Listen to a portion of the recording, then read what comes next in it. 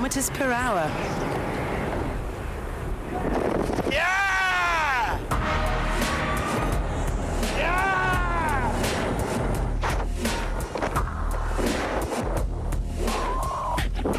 Oh, that's good. That's a pass. This is a standard 7-foot by 4-foot pool table. It's worth over £1,000. The game is simple. Whichever player pots all their balls, then the black wins. The first known pool table was owned by King Louis XI of France way back in 1470. 400 years later, Americans popularised pool and it evolved into the game we know today. As Johnny pots the coloured balls, they gather along a side rack. If the white ball goes down, that rolls out into an open tray to be reused in the same game. To find out how it works, Johnny's going to have to swap his pool cue for an angle grinder. Just under the playing surface is a slab of solid slate. Some of the best comes from mountain ranges in northern Italy. It's split open with a diamond saw and then shaped and polished. That's it, it's done. On 3, let's just lob it. Whoa, yes. Underneath, it's simple. All the balls travel along a central gully, but while the coloured balls continue along the rails to be collected, the smaller white ball drops down to be used again. I've always wanted to know how that works. Well, I knew it was to do with size, but so simple. It's all about size, Johnny. More grinder action coming soon. Still to come, Richard and Johnny reveal how movie makers create this amazing effect. Plus, Wild West gunfights. Has Johnny got the bottle?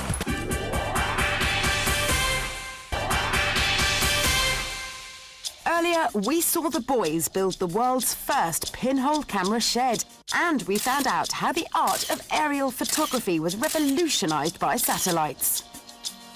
Of course, not everybody has the budget or the connections to be able to hire a satellite or a spy plane if they want to do a bit of aerial reconnaissance. Now, fortunately, there are cheaper alternatives, like this remote-controlled micro-drone. It was originally developed for military use, but is now being considered for numerous civil and law enforcement applications. This drone might look like a toy, but it's a very serious piece of kit. The micro quadcopter is packed with very clever electronics which aid stability and also allow it to fly by itself on pre-arranged routes using the onboard GPS. And if you're wondering what sort of noise it makes, I've heard church mice that make more noise than that. There are 2 ways that the operator can see exactly what the drone is seeing in real time. The images are either sent to these gaming goggles or to a laptop like this. He can then decide whether to record the images as video or take high-resolution snaps, depending on which camera is on board. This thing cost over €1 million to develop, and they're letting me play with it. Now, apparently, Richard's got a really busy afternoon in the office. I'm not quite so sure myself, so let's go and find out what he's up to.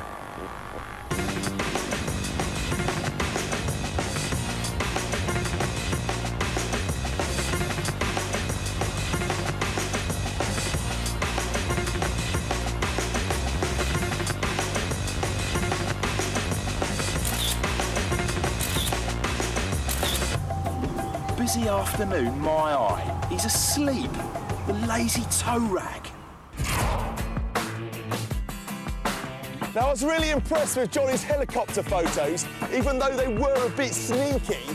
But there are cheaper ways to get your camera airborne. But first, you've got to go and get yourself a kite. As early as the 1880s, they were taking photographs using kites.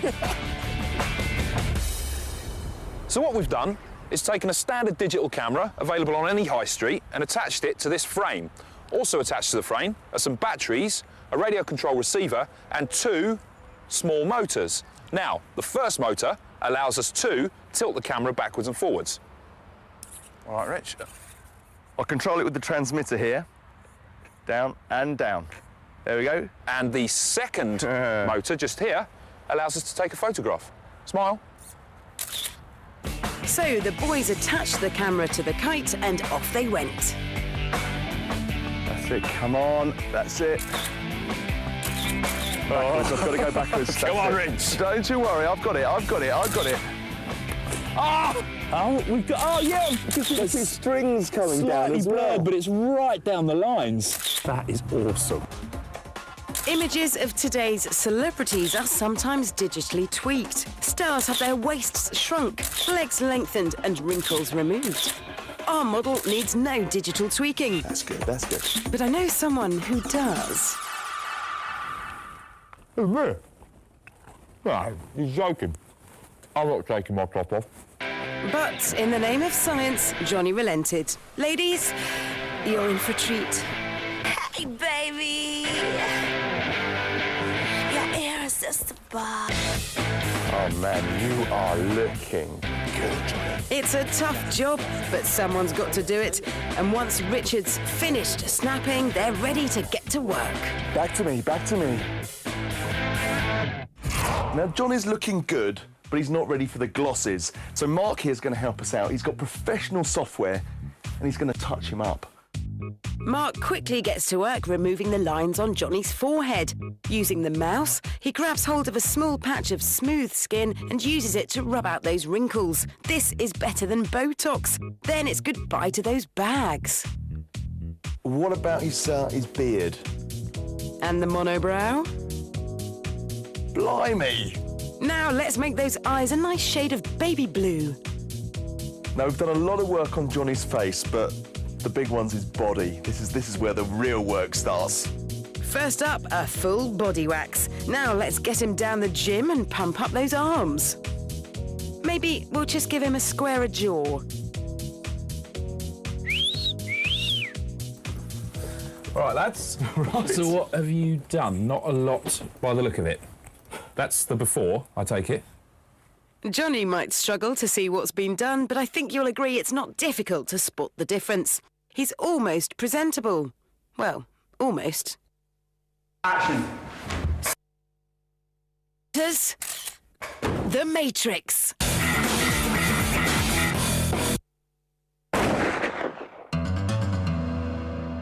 Are Wild West gunfights, as seen in the Hollywood movies, true to life?